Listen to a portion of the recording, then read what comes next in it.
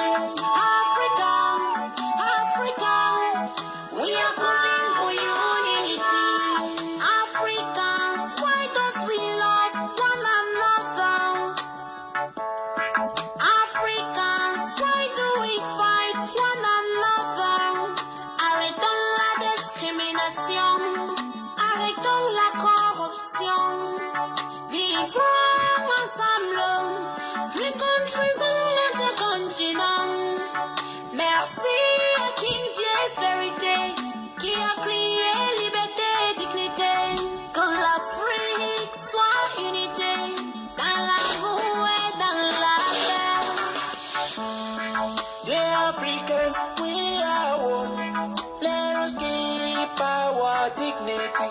We are one family, we are one people. Let us live in unity.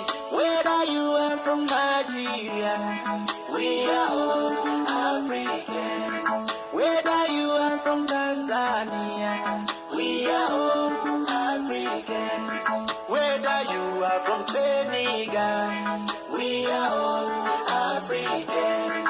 Whether you are from Tunisia, we are all Africans.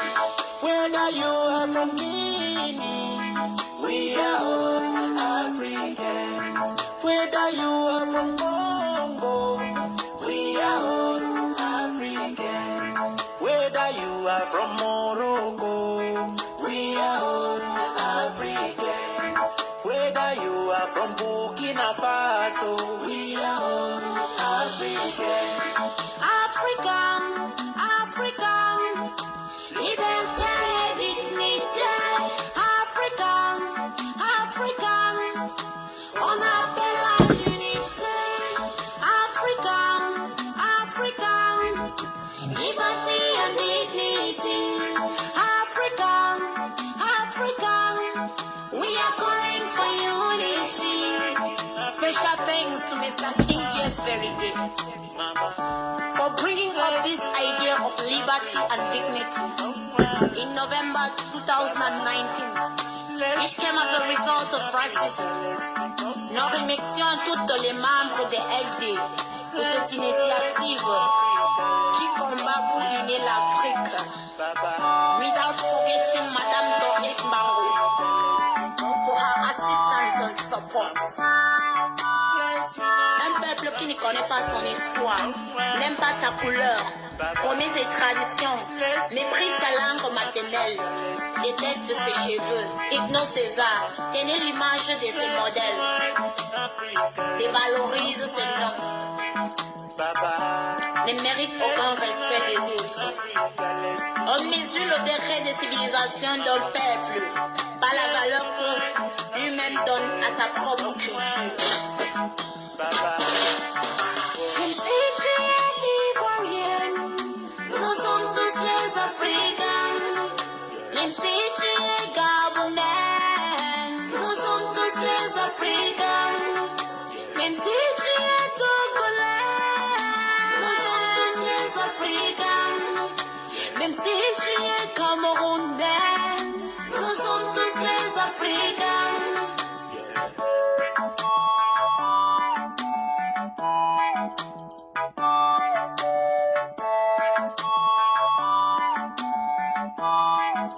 Alors, je vais ici dire merci ici à Petit Jojo. Soyez salués, vous tous qui nous prenez en cours. Et comme je vous le dis, il faut vraiment partager cette vidéo-là parce qu'elle est très capitale. J'avais dit avant-hier qu'il faudrait que nous nous préparions à la guerre. Beaucoup de nos frères me disent que viens ici en Côte d'Ivoire, nous allons préparer cette guerre ensemble. Je vais rappeler à ces personnes-là que dans l'histoire du monde, il y a toujours eu quelqu'un qui s'est porté volontiers pour parler. Et il y a toujours eu quelqu'un qui s'est porté volontiers pour préparer pour lui. Il y a toujours eu quelqu'un qui s'est porté volontiers pour posséder les moyens d'affronter, d'aller sur le terrain. C'est pourquoi dans une nation, il y a le président, il y a le ministre, il y a le député, il y a le directeur, il y a le trésorier, etc. etc. Aujourd'hui, moi, je me suis porté volontiers pour vous dire ce qui arrive. Vous qui vivez les choses, ce qui se passe. Vous êtes sur le terrain et vous le vivez. Moi, je ne le vis pas. C'est vous qui êtes sur le terrain qui vivez. Alors, si moi, ici, je m'imprègne de ce que les gens vous font vivre et que je vous dis, voilà ce qui peut arriver. Donc, préparez-vous. Vous me demandez à moi de venir là-bas et puis on va préparer ça ensemble. Mais dans ce cas-là, amenez-moi votre galère ici. Dans ce cas-là, comme vous vivez là-bas et puis vous n'arrivez pas à payer vos factures, vous n'arrivez pas à vous soigner convenablement, vous n'arrivez pas à joindre les deux bouts, amenez-moi vos galères là ici. Ce que vous vivez de merde là, amenez-moi ça ici. Comme ça, je vais vivre pareil.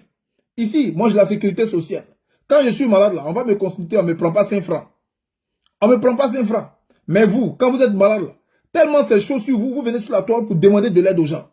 Et quand vous venez demander de l'aide là, ça arrive jusqu'à moi. Donc pour éviter que demain vous fassiez vos caméras et que vous pleurez votre malheur, j'ai décidé de vous prévenir. De vous prévenir de ce qui peut arriver. Je pense qu'il n'y a pas plus noble que ce que je fais pour vous aider à mieux vous orienter et vous organiser. Et si vous trouvez que le fait de le dire, c'est vous conduire à la guerre, mais allez-y dire à la mère qu'on a jetée dans le puits à Djokwe que j'ai été pour quelque chose. Comme si cette vieille-là était sortie pour aller manifester ses droits. Allez-y dire à l'enfant là qu'on a brûlé, qui était à Djokwe, aux familles qu'on a brûlées dans les maisons. Allez-y leur dire que moi je dis que c'est pas ma faute qu'on les a brûlés. C'est moi je leur ai demandé de rester dans leur maison. C'est moi je leur ai demandé de ne pas bouger. C'est moi je leur ai demandé de ne pas faire connaître leurs droits. C'est moi je leur ai demandé de ne pas s'unir à leurs frères. Raison pour laquelle on les a brûlés. Quand on reste silencieux, vous trouvez qu'on est silencieux. Quand on vous informe également, ça devient un problème. Donc sincèrement, je ne sais plus sur quel pied danser. Mais pour aujourd'hui, je vais vous informer des raisons pour lesquelles je vous ai dit que ce pays qu'on appelle la Côte d'Ivoire doit se préparer à la guerre. Et qui nous force à la guerre, je vais vous le montrer ici et je vais vous le prouver. Alors famille, nous allons ici parler d'un monsieur qu'on appelle Sorotri. Et comme je l'ai surnommé Sorotri, vous savez pourquoi? C'est pas moi qui l'ai fait appeler Sorotri. C'est le rôle qu'il joue au sein de la Côte d'Ivoire qui lui a donné ce nom de Sorotri. D'ailleurs même c'est un joli nom. Alors, je vais vous laisser ici écouter quelques vidéos. Quelques vidéos sur sa gestion et sur ce qu'il plane.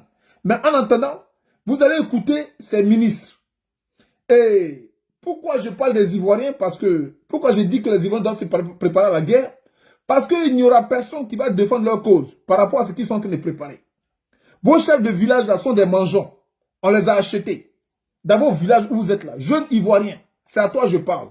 Dans les villages où tu te trouves, tes chefs du village, quand on vient te tuer là, tes chefs du village sont en complicité.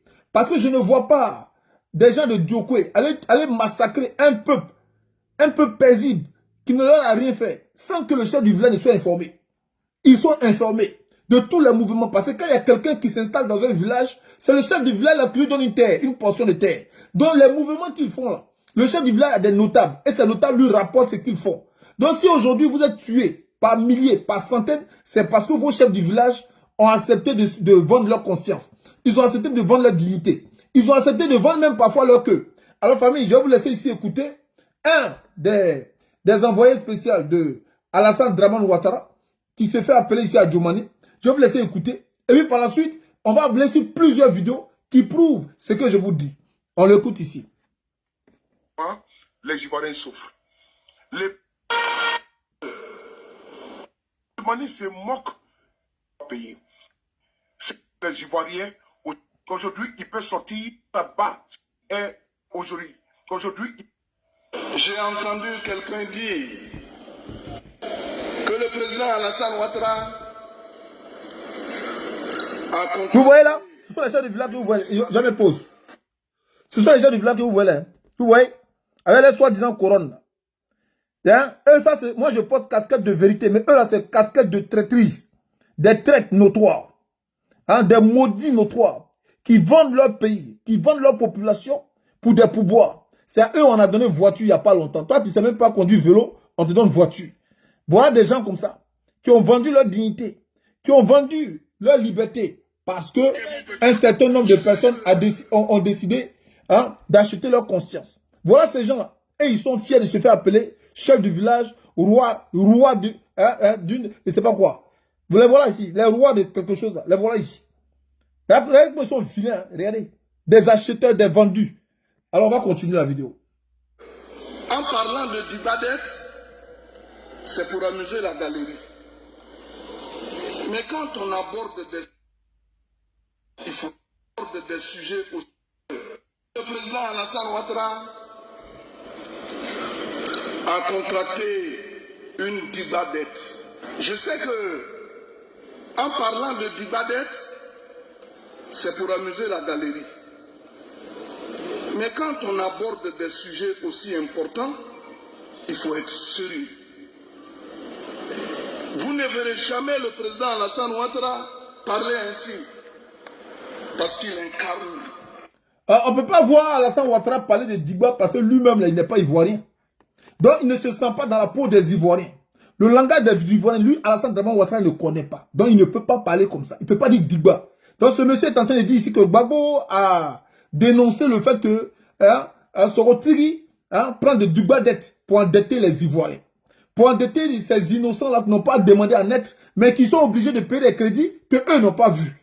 Donc lui, il trouve que quand Gbagbo a dit que son Sorotiri, là, il a pris des Digba Il dit pourquoi Gbagbo a prononcé le mot Digba. Donc Digba là, c'est pas responsable. Alassane Ouattara ne parlera pas ici. Mais moi je vais lui dire, si Alassane Ouattara ne parle pas ici, c'est parce qu'il ne comprend pas la langue des Ivoiriens. Si tu comprends la langue des Ivoiriens, tu vas parler de ce que les Ivoiriens comprennent. On laisse terminer sa chanson. À l'image du président Félix Houphouët-Boigny. Ils utilisent toujours le nom de Félix Houphouët-Boigny pour essayer d'amadouer les Ivoiriens. Mais je vais vous dire une chose. Félix Houphouët-Boigny, là, quand il a mis les buildings au plateau, il n'a pas eu besoin de créer une rébellion pour ça. Quand Félix Houphouët-Boigny a créé les ponts, là, le pont qu'il a créé, là, il n'a pas eu besoin de créer une rébellion pour ça. Il n'a pas eu besoin de prendre en captivité des pères et des mères de famille, les brûler en plein trottoir. Il n'a pas eu besoin de prendre des chiens pour manger le corps des humains. Donc ne parlez pas de Félix Houphouët-Boigny dans vos bêtises. Et comme vous voyez, comme vous avez l'habitude de remarquer, des constipés mentaux, des constipés intellectuels se mettent à applaudir parce qu'on a prononcé le nom de Félix Houphouët-Boigny. Félix Houphouët-Boigny dans sa tombe est en train de regretter pourquoi il a fait venir ce démon en Côte d'Ivoire. Je vous laisse terminer. Quand donc il parle de Dibadet, il oublie de mentionner que notre pays gère bien sa dette. Il oublie aussi... Vous voyez, pourquoi je suis obligé de décrypter cette vidéo-là pour vous dire pourquoi nous allons aller à la guerre. Parce que ce sont ces paroles-là qui vont amener des personnes à prendre position. Et comme il y a des personnes qui sont intelligentes, qui ont besoin de vivre leur liberté et leur dignité, ces personnes-là seront comme ces gens-là qui vont prendre position. Donc du coup, ça va créer quoi? Un affrontement. Et si tu ne te lèves pas, tu ne parles pas, tu ne vas pas dans la rue, mais tu vas subir les raisons pour lesquelles il veut s'imposer à la tête... Non, il veut s'imposer en Côte d'Ivoire. Et ces raisons sont bien simples. S'accaparer de tes biens, s'accaparer de ta richesse, afin de les offrir à leur maître.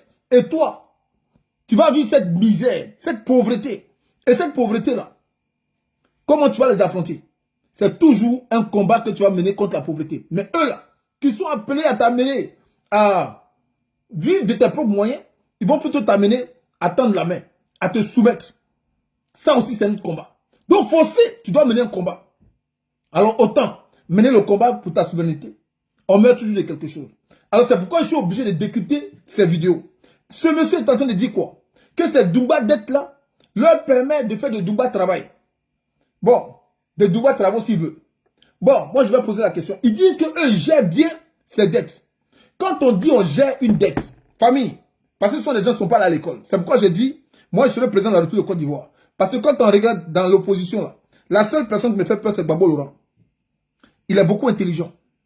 C'est quelqu'un qui sait comment il pose ses pas. Là où tu ne t'attends pas, c'est là-bas où il frappe.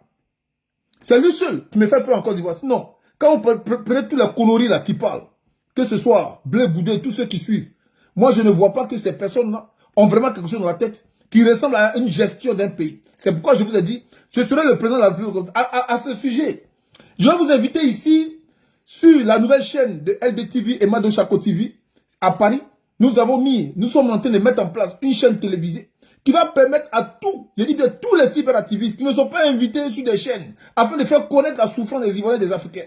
Cette chaîne-là sera dédiée à ces personnes-là. Ces personnes-là pourront également se prononcer sur ce qu'ils pourraient apporter comme solution à une situation à venir. Alors famille, je vous invite ici sur la chaîne Mado Chako TV. Vous aurez le lien sur nos panels et vous pourrez partager à vos frères et sœurs qui pourraient regarder des débats des cyberactivistes sur ce plateau-là afin de renseigner et d'informer les Ivoiriens sur la situation à venir. C'était juste une parenthèse. Ce monsieur-là dit que eux gèrent bien la dette.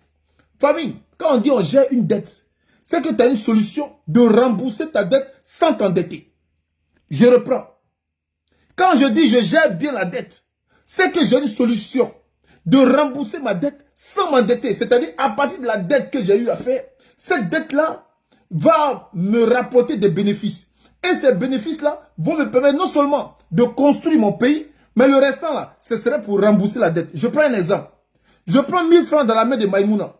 Les 1000 francs que j'ai pris dans la main de Maïmouna, j'ai dit à Maïmouna que je vais vendre Nyomi avec tes 1000 francs. Donc prête-moi 1000 francs.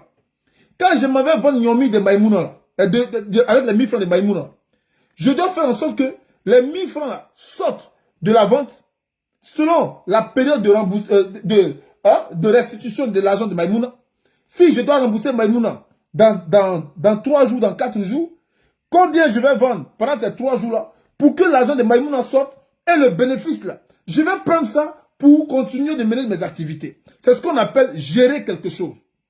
C'est ce qu'on appelle gérer quelque chose. Mais quand tu prends 1000 francs avec Maïmouna, et puis les 1000 francs avec Maïmouna que tu as pris là, tu ne sais pas comment rembourser. Tu es obligé d'aller prendre 1000 francs avec Ousmane pour rembourser Maïmouna. Mais quand tu prends 1000 francs avec Ousmane pour rembourser Maïmouna, mais il te faut quelque chose toujours pour continuer de vivre, pour continuer d'occuper. Tu seras obligé en ce moment d'aller prendre l'autre encore. Au lieu de prendre 1000 francs, tu vas prendre 1500 dans la main de Korotoum pour rembourser les 1000 francs et les 500 là. Qu'est-ce que tu vas mener pour rembourser Korotoum? Tu seras obligé encore d'aller prendre 2000 francs, etc., etc. Donc, tes dettes ne font que s'accroître. Ça ne fait que s'accroître. Et comme ça ne fait que s'accroître, mais tu ne la gères pas. Tu ne la gères pas. Donc, le français qui parle devant les gens, je pense qu'il a bien regardé la mentalité de ceux qui sont en face de lui pour comprendre que ce sont des gens qui n'ont rien dans la tête. Et que comme ils n'ont rien dans la tête, il va leur faire sortir des paroles à croire debout, à dormir debout, afin que ces personnes puissent l'acclamer. Donc, tu ne gères pas bien ta dette, frère. Plutôt, tu gères mal ta dette. Et comme je dis ta dette, je t'ai trop aidé. Tu gères mal, je dis bien, très mal même, l'économie ivoirienne. Parce que moi, je dis, ce n'est pas une dette. Quand on prend une dette, c'est pour résoudre un problème. Et ce problème-là doit nous rapporter afin de rembourser la dette. Mais quand on prend une dette et qu'on ne peut pas résoudre, on est en train d'exploiter l'économie de ce pays-là. On est en train d'exploiter le trésor public de ce pays-là afin de demeurer toujours à la quête de la recherche d'une fortune, à la quête de la recherche d'une réussite. Parce que quand on est en quête d'une recherche sans programme, frère, c'est difficile de dire quel jour on va s'en sortir. Mais quand on a déjà un programme et qu'on prend une dette et puis on veut atteindre le programme, on sait jusqu'à quand on peut rembourser cette dette-là. Donc là, vous n'êtes pas en train de vous endetter, vous êtes en train d'appauvrir la Côte d'Ivoire. Alors famille, on va continuer ici avec les vidéos, avec les paroles de ce monsieur qui ne s'est pas brossé depuis 3 jours. Faites attention à ne pas s'approcher de sa bouche. Qu'à côté de la soi-disant du Badex, il y a un Dunga travail. Bon, il dit ici une Dumba travail. Moi, je peux parler ce genre de français là. Parce que on considère que mon niveau n'est pas à son niveau. Parce que lui, il dit qu'il est ministre. Mais si un ministre peut dire une Dumba travail, déjà même quand on dit travail, on ne peut pas mettre une avant. Parce que travail, ça s'emploie au masculin et non au féminin. Donc tu ne peux pas dire une et puis tu mets travail devant. Donc on fait une Dumba travail tellement qu'eux mentent. Ils ne savent même plus comment placer les mots. On fait une Dumba travail. Bon, le travail dont tu parles là, c'est quoi? Parce que moi, quand tu vas me parler de travail, j'espère que tu vas dire, grâce à Alassane Draman Ouattara, le taux de mortalité aujourd'hui a baissé. Grâce à Alassane Draman Ouattara. Grâce à Alassane Draman Ouattara, nos frères aujourd'hui et sœurs sont logés. Ils mangent. Désormais, on peut présenter une cité comme quoi ces gens-là n'avaient pas de dortoir. Ces gens-là ne savaient pas comment manger. Ces gens-là ne savaient pas comment se soigner. Je pense que quand on montre le travail qu'on fait, on ne présente pas le pont, on ne présente pas la route, on ne présente pas le goudron. On présente les conditions de vie de la population. Parce que quand on est venu, on dit qu'on est venu en être président, on n'est pas venu pour promettre au pont qu'on va le multiplier. On est venu pour promettre à la population qu'ils auront une meilleure condition de vie. Maintenant, si tu trouves que le pont fait partie de sa meilleure condition de vie, alors, disons-nous, quelles sont les conditions pour que ces personnes-là puissent emprunter ces ponts? Combien de véhicules nous fabriquons? Parce que pour que ces ponts-là, ce sont des ponts qui sont, qu'on appelle ça, conçus pour des automobilistes. Ce n'est pas conçu pour les piétons. La preuve en est que vous mettez des apéages à la fin de ces ponts. Donc, ce qui veut dire, pour que tu puisses payer un péage, il faudrait avoir un moyen locomotive. Mais si tu n'as pas le moyen locomotive, comment tu peux utiliser ce pont? Si tu n'as pas de moyen locomotive, comment tu peux utiliser un tunnel? Donc, il faut nous expliquer ça. Dites que nous, pour faciliter la tâche aux riverains d'atteindre leur travail, nous avons créé 350 000 bus, par exemple. 90 000 bus, par exemple. Et ces bus-là sont accessibles. Avant, pour prendre un bus, il fallait payer, par exemple, 200 francs. Mais aujourd'hui, pour prendre ce bus que nous avons créé, il faut désormais 100 francs. Ou bien il faut désormais 50 francs. Oui, c'est un bon travail. Ça permet aux personnes d'utiliser le bus qui va passer sur ce pont-là, mais avec un coût réduit. Oui, là, vous pouvez dire, vous avez fait un Dumba travail. Parce que l'Ivoirien, en lui-même, va se sentir, je vais dire comment, considéré, va se sentir assisté dans sa situation financière. Mais non seulement, vous avez mis le pont, et le pont que vous avez mis là, tout véhicule qui doit passer, tout citoyen qui doit passer, doivent payer en plus de leur carburant, en plus de la réparation de leur voiture, doivent payer un péage pour passer. Si la péage coûte 500 francs, ce qui veut dire son aller-retour fait 1000 francs. Mais combien il gagne par mois? Est-ce que votre Dumba travail s'est posé la question de savoir, mais combien cela gagne par mois pour payer à chaque jour qu'il va passer devant le pont là, 1000 francs? Et quand tu calcules 1000 francs, multiplié par 30, ça te fait 30 000. Donc, ce qui veut dire, il y a le prix d'une facture qui saute dans son budget. Tu es tenté de l'appauvrir ou tu es tenté de l'aider. Mais pourtant, si tu avais construit des cités proches de son travail, tu avais construit des cités dans chaque secteur où tu avais cassé les maisons, ces personnes-là, non seulement, ils n'allaient pas avoir à payer beaucoup sur leurs taxes, sur leur, qu'on appelle ça, leur loyer, mais cet argent qu'ils allaient économiser va leur permettre également de payer leurs dépenses de famille, leurs dépenses familiales, qui sont le courant, l'eau, etc., etc. Et même le carburant pour aller au travail. Alors, quand tu as fini de les loger, tu sais que ces personnes-là désormais dorment bien. Maintenant, tu vas penser maintenant à leurs moyens urbains. Comment ils font pour se déplacer. Mais je vous donne un exemple au Maroc. Le Maroc, là, quand le roi Mohamed VI est arrivé, il a remplacé son père. Il n'y avait pas de route. Mais le roi ne s'est pas focalisé sur le pont. Le roi s'est dit, mais pour que des gens passent sur des routes, il faudrait qu'ils dorment quelque part. Il faudrait que ces personnes-là travaillent. Il faudrait que ces personnes-là aient un moyen vital. Le minimum vital. Alors c'est ainsi, le roi va décider de construire Hazard, Riyad-Ulfa, Georges, Tobi, je ne sais pas quoi là. Il va décider de construire ces cités-là. Ces cités qu'il a construites, il a mis chaque famille dans chaque maison. Ces familles-là ne payent rien. Ces familles-là ne payent rien. Mais comment ils vont faire pour amortir les frais de location ou bien de vente de la maison?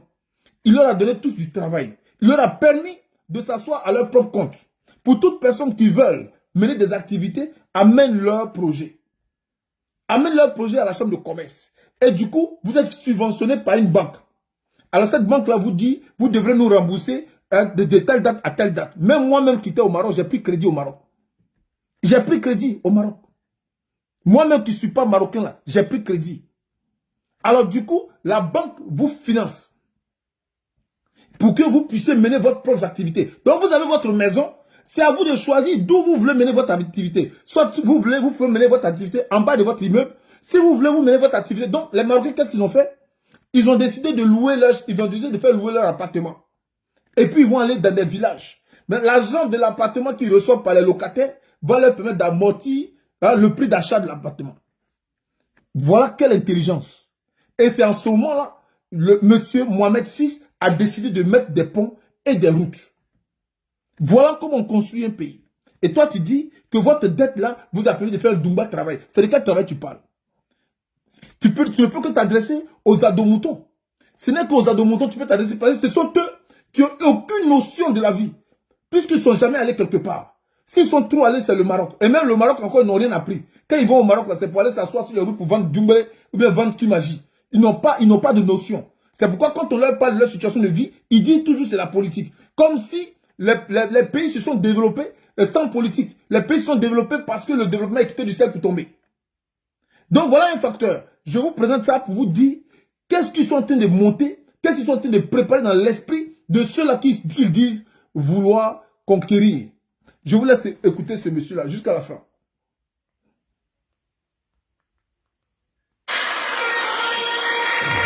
Un Dumba travail. Ce n'est pas accrocheur. Ce n'est pas accrocheur.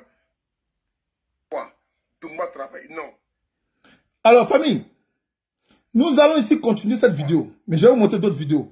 Donc, pour vous montrer à quel point ils sont limités. Ceux qu'ils appellent, ils appellent, comment on appelle ça, ministres.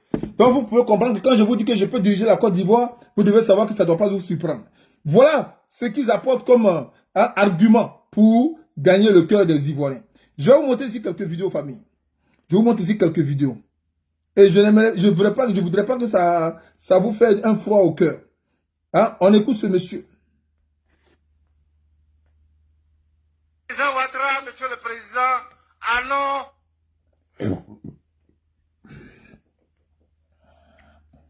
non seulement bâtissez la Côte d'Ivoire, construisez, endetté pour construire la Côte d'Ivoire. Celui qui endette aujourd'hui, c'est quelqu'un qui aime les Ivoiriens. Il n'y a pas de honte à s'endetter. Oui, le président Ouattara, endetté. On va payer. On est là pour travailler, pour payer. Oui, c'est très simple. Je le président Ouattara, Monsieur le Président. Famille, on demande à quelqu'un d'endetter la Côte d'Ivoire. On ne dit pas à la personne de s'endetter. On ne dit pas Ouattara, il faut t'endetter pour nous aider. C'est-à-dire si tu t'endettes, tu vas rembourser. On dit endette la Côte d'Ivoire. Ce qui veut dire que ce sont les Ivoiriens qui vont payer la dette de Ouattara. Ces Ivoiriens-là qui ont perdu leur maison. Ces Ivoiriens-là qui ont perdu leurs parents. Ces Ivoiriens-là qui ont perdu leur famille. S'ils ne sont pas d'accord de rembourser une dette dont ils ne sont pas bénéficiaires, ça va créer quoi? On veut les imposer une dette. Une dette, endetter la Côte d'Ivoire. Parce que vous construisez la Côte d'Ivoire. Qu'on me dise, comment la France s'est construite? La France s'est construite parce que c'est endetté. Quel est le pays qui a surendetté la France? Qu'on me donne le nom de ce pays-là. Aujourd'hui, quand on parle des États-Unis qui se sont endettés vis-à-vis de la Chine, pour ceux qui n'ont pas encore compris l'endettement des États-Unis, pour ceux qui ne savent pas, les États-Unis n'ont pas demandé l'argent, le yuan, à la Chine. C'est faux. La Chine n'a pas donné le yuan aux États-Unis. C'est faux. Les États-Unis utilisent une matière en provenance de la Chine. Cette matière qui leur permet de développer leurs industries. Et c'est à partir de cette matière-là, les États-Unis promettent à la Chine, votre matière-là, nous on prend. Ils s'engagent. La matière-là, on prend. Mais nous allons vous rembourser dans telle ou telle période.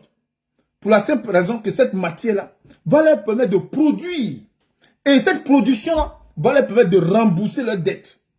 Donc les États-Unis se sont endettés auprès de la Chine par des matières, sinon par des produits. Et non parce que les Chinois donnaient yuan aux États-Unis. C'est faux. Je vous donne un exemple palpable. Parlons de téléphone par exemple. La marque Huawei. Les États-Unis vont racheter Huawei auprès de la Chine. Le téléphone là, les États-Unis vont rendre ça plus performant. Ils vont rendre ça plus performant et ça sera un produit fini avec la marque américaine. Mais le téléphone là, ils vont revendre ça. C'est à partir de la revente, sinon de la vente de ce téléphone qu'ils vont garder le bénéfice et enlever ce qu'ils doivent à la Chine. C'est ce que je vous ai donné ici comme méthode de gérance de son budget. Donc vous êtes d'accord avec moi quand je vous dis que je peux gérer la Côte d'Ivoire? Vous êtes d'accord avec moi quand je vous dis que ces gens-là, ils sont tellement à zéro qu'on ne peut même pas parler de la gestion de la Côte d'Ivoire avec eux. Moi, le King, qui n'a pas fait école de politique, moi, le King, qui ne suis pas économiste, je sais ce que veut dire telle ou telle chose concernant l'économie d'un pays. Mais eux, ils ont à leur tête un docteur en économie. Mais ils ne connaissent même pas ce que c'est que gérer une dette. Ils ne connaissent même pas. Mais ils emploient le mot quand même. Famille, j'ai titré ici que la révision, on va rentrer dans le thème de la vidéo. Il fallait que je vous décrypte un peu les pensées et la mentalité, l'intelligence de ces personnes-là avant de rentrer dans le thème de notre vidéo. Notre vidéo ici parle de quoi? Elle nous parle de la revue. Un instant, je viens à vous tout de suite.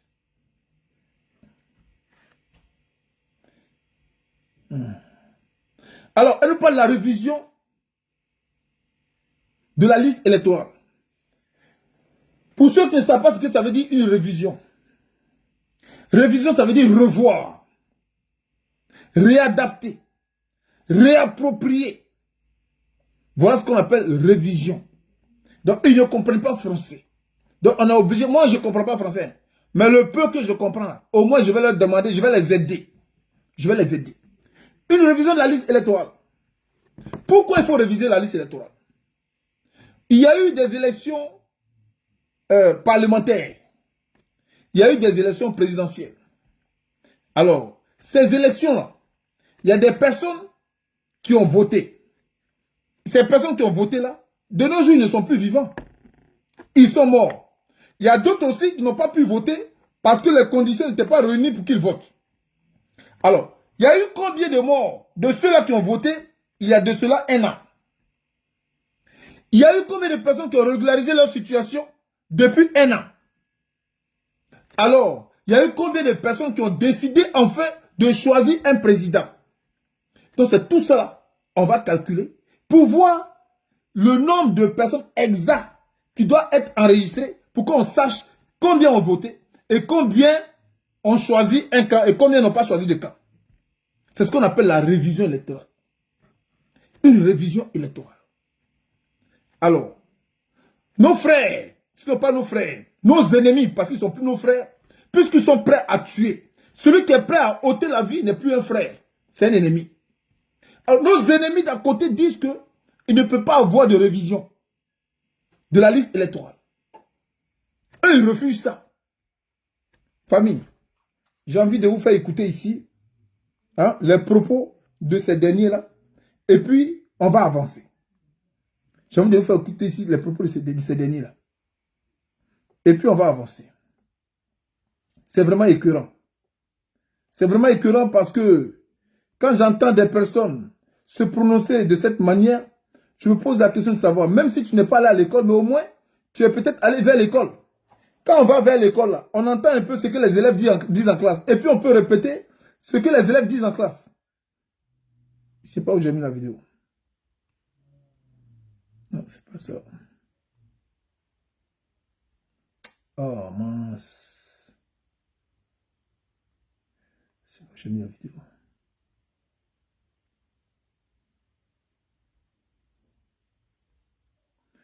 Oh, je sais pas où j'ai mis la vidéo. Les dates importantes ici données élues par l'Élysée. Écoutez ça, monsieur. C'est impossible de procéder à une autre révision de la liste électorale. Bien, ça marche. Oh, mais arrêtez vos conneries là. Je ne suis pas là pour vos bêtises là. Je ne suis pas là pour vos bêtises. Les dates importantes ici données élues par l'Élysée, il serait quasiment impossible de procéder à une autre révision de la liste électorale en 2025. Non, avant la présidentielle. Avant la présidentielle, Avant la évidemment. présidentielle. Et la présidentielle, c'est octobre. Et on sait qu'après octobre, il reste pratiquement... Novembre et décembre pour la fin de l'année. Quels commentaires et analyses vous en faites, Marius Komoué? Si on s'en tient aux propos de M. Boloubé, Élysée, Oui, avec les dates. tous les responsables, Que je vous donne. tous ces responsables des partis politiques, députés et autres qui se sont prononcés en sollicitant une révision de la liste électorale pour 2025, avant les présidentielles de 2025, ne sont pas véritablement en possession de leur faculté mentale. Pourquoi, Marius Mais Komoué? bien sûr, C'est assez dur, ça. si on s'en tient à ces propos, que dit la loi en matière de révision de la liste électorale en Côte d'Ivoire? La loi est très claire. La loi dit chaque année, il faut réviser la liste électorale. On est des intellectuels. Mais même quand on n'a pas été à l'école loin, le minimum doit être quand même compris.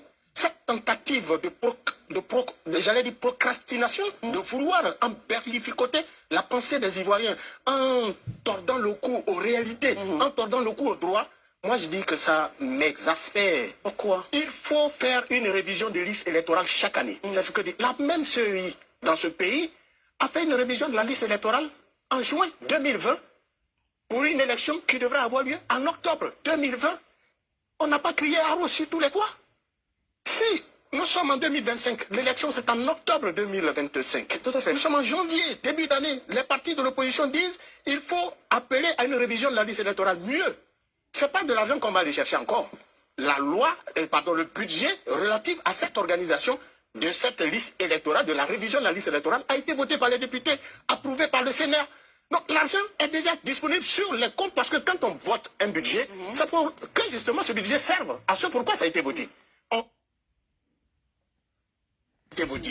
on accorde des budgets à des départements ministériels, mais ces départements ministériels usent de ces budgets pour faire le travail pour lequel le gouvernement est au service du peuple.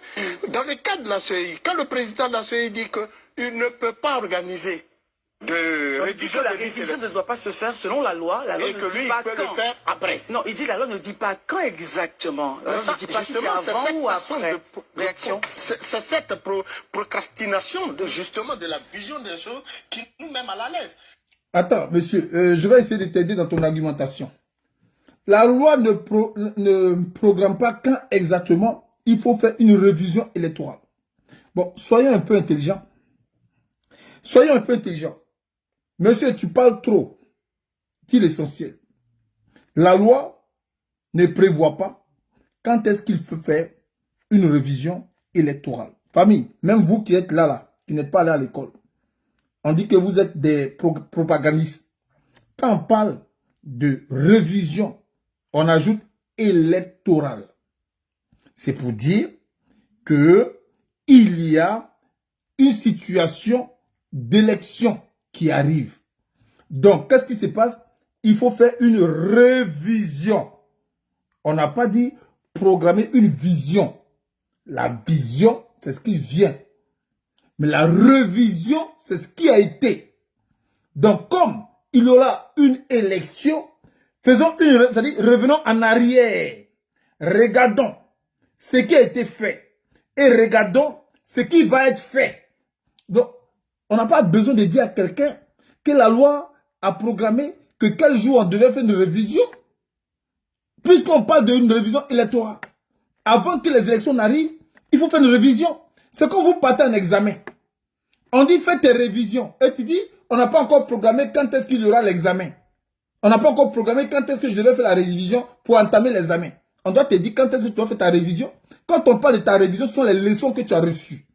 Il faut mettre à jour ta compréhension, ta bonne compréhension de ces leçons-là, afin d'affronter l'examen. Est-ce qu'on finit l'examen pour faire une révision des leçons? Mais ces gens-là disent qu'on n'a qu'à finir les élections et puis on va faire une révision électorale. Bon, quand vous les écoutez là, est-ce qu'ils sont normaux? Sérieux, quand vous les écoutez, est-ce que ces gens-là sont... Même quand vous voulez être dans la forfaiture, il faudrait au moins dire des choses qui apparentent un peu à la réalité. Il faudrait dire des choses qui apparentent un peu à la réalité. Et ils disent que on n'a pas dit la date à laquelle la révision doit être faite. Ben, le voleur là que vous mettez en prison, vous lui avez dit la date à laquelle il devait voler? Est-ce que vous lui avez dit la date à laquelle... Vous avez écrit dans votre constitution, il est interdit de voler. Mais il est interdit de voler de quand à quand? Est-ce que vous lui avez dit ça? Parce qu'aujourd'hui, nous tous, nous sommes des chauffeurs, nous conduisons des voitures. Vous voyez, il y a des pancartes où c'est marqué comme ça. Et puis ces pancartes-là, il y a un trait au milieu. Et le trait qui est au milieu là, ça va mettre 15 par exemple. Alors, ce qui veut dire, tu peux garer ici, tu peux stationner ici, à partir du 15. Là, la personne sait que si le 15 passe, s'il stationne là, on va l'arrêter. Donc, il doit regarder, est-ce qu'à partir du 15, il peut stationner? Donc, quand c'est marqué 15, il sait qu'il peut stationner. Mais si ce n'est pas marqué 15 et qu'il est venu le 14, mais il a raison de dire que vous n'avez pas le droit de m'arrêter parce que ce n'est pas marqué. Donc, le voleur peut dire, vous avez dit qu'il est interdit de voler, mais vous ne m'avez pas dit de quand à quand. Donc, je peux voler. Le jour où vous allez me dire que c'est à partir de janvier, de février, il ne faut pas voler, en ce moment-là, je saurai que vous n'avez pas le droit de voler à partir de janvier, février, ou bien j'ai le droit de ne pas voler tout le temps. Est-ce que vous mettez une date? Alors, quand on parle d'une révision, on n'a plus besoin de dire une révision de quelque chose, on n'a plus besoin de dire à partir de quand. Vous voyez la mentalité de ces gens. C'est pourquoi je vous dis que moi, je vais diriger la Côte d'Ivoire. Parce que si des gens comme ça se tapent d'être président, d'être ministre, ben, moi-même là, c'est que je dois me taguer d'être roi. On va laisser écouter ce monsieur-là, puis on va terminer cette vidéo. Parce que ce que la loi lui demande, lui, qui est si brillant magistrat, et nous le reconnaissons devant l'Éternel, mais nous lui disons qu'il n'a pas à nous dire ça. La loi ne lui dit pas de le faire avant, après. Que pensez-vous de cela, la révision de la liste électorale, oui? Mais bien sûr, même ni avant, mais la logique intellectuelle voudrait qu'une institution qui est en charge de l'organisation d'une élection fasse la révision de la liste électorale. Quand vous parliez, je vous ai écouté. Quand monsieur, je vous le dis de façon claire, la logique intellectuelle voudrait que la révision de la liste électorale qui doit servir à une élection se fasse avant et non pas après. Maintenant, quand vous organisez une révision de liste électorale après, c'est à quelle fin? Et pourtant, c'est pourquoi l'institution même qui existe a été justement créée par décret pour organiser des élections apaisées, crédibles, équitables. Oui. Mais si vous voulez une élection apaisée, il faut prendre en compte les préoccupations exprimées par les partis d'opposition qui auront des candidats à cette élection. Très bien, Marius. Cela nous évitera justement un certain nombre de choses. Moi, j'aimerais bien avoir votre avis justement sur toutes les dates qui ont été lues. Cette date, sur le chronogramme donné justement par l'institution CEI. Quand on vous dit du 1er mars jusqu'au samedi 25, enfin jusqu'au premier tour, on a un agenda assez complet. Comment est-ce que vous réagissez justement à ce Moi, je vais vous surprendre. Marius, ça, c'est un chronogramme. Oui. C'est juste un agenda. Mais l'agenda peut être actualisé en fonction justement des demandes et des besoins exprimés. Qui sont ceux qui sont les acteurs qui doivent aller à cette élection? C'est bien les partis politiques et leurs candidats. Mais s'ils disent qu'ils ont encore l'assurance qu'une multitude de leurs membres, Aïcha le disait tantôt, mais il n'y a aucune preuve qui atteste que les Ivoiriens sont dans l'attente d'être inscrits sur la liste électorale. Mais moi, je vais la surprendre. Parce que ce qu'elle ignore, c'est que de 2000 à 2024, oui, nous avons recensé plus d'1,6 million d'Ivoiriens nouvellement inscrits sur la liste électorale. De quoi, 2000? Non, je dis de 2000. En 2000, la liste électorale comptait 5 400 000 inscrits. Et ce chiffre est passé à 7 millions en 2023. Oui. Et en 2024, nous avons recensé 1,6 million de nouveaux électeurs qui ont été enregistrés. En 2024, tout dernièrement, la dernière révision de la liste électorale, on a recensé plus de 900 000 Ivoiriens. Qui est-ce qui vous dit qu'en 2025, on n'aura pas encore près de 500 000 Ivoiriens ou voire même 1 million d'Ivoiriens qui vont s'inscrire? Donc, si les gens disent, parce que nous savons que dans tous les partis politiques, beaucoup d'Ivoiriens qui avaient d'ailleurs sollicité des documents administratifs, extraits d'acte de naissance, certificat de nationalité, de tous les bords politiques, n'ont pas pu s'inscrire parce qu'ils n'ont pas eu les documents à temps. Donc si en révisant la liste électorale en 2025, ça peut nous permettre de recenser ne serait-ce que 200 ou 300 000 Ivoiriens nouvellement encore inscrits sur la liste électorale. En quoi ça constitue un problème pour le président de la CEI et son institution? Étant entendu que ce n'est pas eux qui payent, c'est nos taxes et nos impôts qui payent. Ça ne vient pas de leur poche. Très bien. Lui, il a été nommé avec son institution, ses secrétaires et autres, et ainsi que ses commissaires, pour organiser des élections crédibles. Et l'élection crédible par une liste électorale consensuelle acceptée de tous. Merci Marius. Permettons justement à... Alors famille, vous avez bien compris. Pourquoi ça leur cause problème? Pour la simple et bonne raison qu'ils ont fait rentrer en Côte d'Ivoire des Syriens, des Libanais. Ils ont fait rentrer en Côte d'Ivoire des personnes que eux, ils ont mis dans leur programme électoral, que ces personnes vont voter pour eux. Et n'ayant pas justifié les raisons pour lesquelles ces personnes vont voter pour eux, ils refusent que cette liste électorale soit revue. Parce qu'il faut savoir que les années passées, les cadavres ont voté en Côte d'Ivoire. Il faut savoir que les années passées, des Chinois même ont voté en Côte d'Ivoire. Il faut savoir que, quand je dis des Chinois, c'est un peu exagéré, mais c'est pour vous dire que des personnes qui n'étaient pas concernées pour voter, élire un président, ont voté en Côte d'Ivoire. Comme les Burkinabés, comme les Guinéens. Aujourd'hui, vous allez voir que nos passeports, nos pièces d'identité sont attribués à des personnes sans pour autant passer par les normes républicaines. Eux-mêmes ils le disent. C'est pas moi le king qui dit. C'est eux-mêmes qui le disent. Qu'il y a des personnes qui ont des passeports ivoiriens sans justifier l'obtention de ce passeport. Raison pour laquelle, selon eux, ils ont créé un visa entre le Maroc et la Côte d'Ivoire. Selon eux. Alors, donc eux-mêmes ils reconnaissent qu'il y a des personnes qui sont en détention de notre passeport. C'est-à-dire un document administratif. Mais si vous n'êtes pas capable de gérer des administrations, est-ce que c'est un pays que vous allez gérer? C'est toute une nation que vous allez gérer. Alors, sachant qu'on n'est pas capable de les gérer, qu'est-ce qu'on va leur imposer? Mais on va leur imposer la force. Et pour des personnes qui ne veulent pas être des esclaves modernes, pour des personnes qui ne veulent pas subir la médiocrité de ces personnes-là, décident de faire connaître leur voix. Ça va créer quoi? Mais un carnage. Raison pour laquelle le King vous dit, préparez-vous à la guerre. Parce que ils vous ont surpris les années passées. Mais cette année, ils ne doivent plus vous surprendre. Parce que si on vous surprend encore cette année, c'est qu'il veut dire que vous-même, vous êtes fiers d'être esclave. Vous êtes fiers de mourir. Et mourir dans ces conditions, moi, ça ne pourra pas me faire mal. Ça ne pourra pas me choquer. C'est pourquoi Ibrahim Traoré disait, l'esclave qui ne cherche pas à s'affranchir, l'on ne doit pas s'apitoyer sur son sort. Si vous ne cherchez pas à sortir de votre situation, nous qui sommes hors du pays, on ne doit pas s'apitoyer sur votre sort. On ne peut pas venir vous sauver. On ne peut pas venir vous sauver. Parce que nous, on n'a pas le pouvoir de vous sauver. Sinon, on aurait sauvé nos parents. C'est vous qui avez ce pouvoir de vous sauver. Et je vous ai dit, pour ne pas que vous mourrez en désordre et dans le n'importe quoi, il y a plusieurs stratégies de ne pas participer à leur manœuvre. C'est pourquoi d'ailleurs, cette chaîne Mado Chako a été sollicitée pour abriter pour être en partenariat avec la chaîne LDTV. Pour qu'au niveau de Paris, ceux qui sont à Paris puissent s'exprimer sur un plateau de télé. Et ce plateau de télé-là pourra également faire promouvoir les pensées des Ivoiriens. Alors, famille, déjà, vous dites que vous n'aimez pas Alassane Draman Ouattara. Ou bien, vous n'êtes pas d'accord pour sa gestion. Ou bien, vous ne l'avez pas voté. Ou encore, ce monsieur-là ne travaille pas pour vous. Vous dites toutes sortes de paroles. On veut bien vous croire. Mais lorsqu'il y a des concerts qui coûtent 10 000 francs, 50 000 francs, 100 000 francs, c'est vous les mêmes Ivoiriens qui partez remplir ces concerts-là.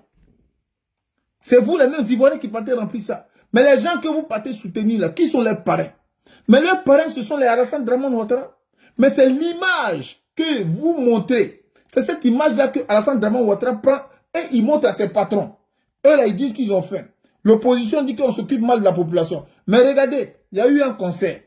Ce concert-là, le ticket, il était à 50 000 francs CFA. Pour quelqu'un qui dit qu'il souffre, comment il peut payer 50 000 francs CFA pour juste une soirée? Le blanc, il n'est pas bête. Quand le blanc comprend ça, il comprend que, ah oui, tu as raison, c'est toi qui gères bien ce pays. L'opposition est juste jaloux de toi. Mieux, vous partez prendre des photos sur des ponts. Des ponts.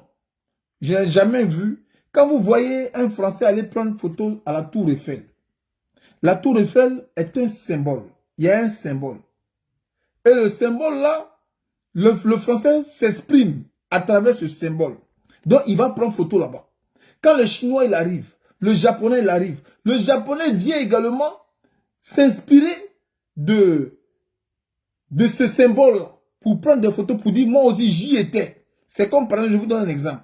Vous allez prendre Diego Maradona ou bien Pelé. Pelé est un grand footballeur. Mais Pelé là, c'est un Brésilien. Les Brésiliens prennent photo avec Pelé. Mais est-ce que vous, quand vous allez voir Pelé en Côte d'Ivoire, vous n'allez pas prendre photo avec lui? Vous allez prendre photo parce que c'est un symbole brésilien. Alors, on comprend que j'y étais. J'ai pris photo avec lui. Mais vous là, quand vous partez prendre photo sur le pont, c'est pour dire quoi? C'est quel symbole le pont? Le pont là, ça a quel symbole? Vous courez dans le tunnel. Le tunnel, ça a quel symbole? Donc vous comprenez que le blanc, quand il vous voit agir ainsi, il comprend qu'Alassane Ouattara est mieux pour vous. Parce qu'il y a des moutons qui sont là et puis lui, il peut diriger ses moutons, c'est un berger. Parce que je ne l'ai jamais vu au Maroc. Les Marocains allaient courir dans un tunnel qui a été construit de Médina jusqu'à la mosquée Mohamed Hassan II. Je n'ai jamais vu ça. Parce qu'il y a un tunnel, un long tunnel. On n'a jamais vu les Marocains courir dans ce tunnel-là. On n'a jamais vu les Marocains aller prendre photo sur un pont parce que c'est un pont. On n'a jamais vu ça. Vous allez voir, quand les Chinois prennent photo quelque part, ce sont des monuments. Des monuments qui ont une histoire. Ils prennent photo pour dire, j'y étais. J'ai vu ce monument. Je suis témoin de l'existence de ce monument. C'est pourquoi vous allez voir les musulmans aller à la Mecque. La Mecque, ce n'est pas parce que la Kaaba est jolie, ou bien la Kaaba, il y a eu des millions qui ont été investis sur la Kaaba. C'est faux. C'est parce que la Kaaba incarne une histoire dont les gens vont là-bas. Mais chez nous, en Côte d'Ivoire, Ivoirien même ça fait clip. Et puis il dit aux gens, j'étais sur le nouveau pont. Je ne comprends pas. Oufou, il a construit le premier pont en Côte d'Ivoire. On n'a pas vu les Ivoiriens aller faire publicité de ce pont-là. Oufou, il a construit un building en Côte d'Ivoire. En Afrique de l'Ouest, nous étions les premiers à avoir un building. Même les Blancs étaient étonnés. Mais aujourd'hui, qu'est-ce que nous faisons? Nous regardons ce qui brille à nos yeux. Et c'est à partir de là que nous trouvons que le monsieur il a beaucoup travaillé. Parlez d'Alassane Draman Ouattara, ils vont dire, ah, le monsieur il a beaucoup travaillé. Hein. Ah, le monsieur il a créé autour du Nord. Ah, le monsieur là, mais n'oubliez pas une chose. Toutes ces sociétés qu'il a mandaté de venir faire ce travail-là, ces sociétés-là abusent de votre trésor public, abusent des revenus de vos sueurs. Ce que vous payez là, eux, ils abusent de ça. Si ça devait coûter 1000 francs, ils vont vous faire ça à 100 000 francs. Les 100 000, les autres 1000 francs, là, qui va se partager ça? C'est eux. Et puis, avec une mauvaise qualité. Donc, chaque année, ils seront obligés de faire une rénovation. Et on vous prend dans vos budgets. Et c'est pourquoi vos factures augmentent. Et c'est pourquoi vos taxes augmentent. Et c'est pourquoi les gens sont obligés d'abuser de leur pouvoir pour vous faire payer. Même à la justice aujourd'hui. Quand vous portez plainte contre quelqu'un, vous allez payer la justice au titre tarif. Avant que le problème ne puisse être traité. C'est-à-dire que tout est payé en Côte d'Ivoire parce qu'ils vous surendettent. Famille, j'ai trop parlé. C'est pourquoi je vous disais ici que préparez-vous à la guerre. Parce que ceux qui vont refuser désormais de payer à la place de ces gens-là, ces personnes-là seront considérées comme des rebelles. Et ils vont vous rendre visite chez vous. Ce n'est pas moi qui dis. Hein. Il y a des enlèvements, vous le savez. Il y a des gens qui sont enlevés, on ne voit plus, on n'entend plus parler d'eux. Ce n'est pas moi qui le dis. Mais ça, c'est petit. Mais en 2025, là, quand ils vont passer là, ils vont vous imposer une maladie où vous devez vous vacciner. De gré ou de force. Vous n'aurez pas le choix. Et c'est là que vous allez comprendre que c'est une guerre que vous devrez mener. Si vous voulez vivre la liberté. Sur ce, je vous souhaite de passer une excellente journée. À très bientôt. Ciao, ciao. C'est à chaque fois qu'on a fini le direct là, qui ça là, ça s'annonce.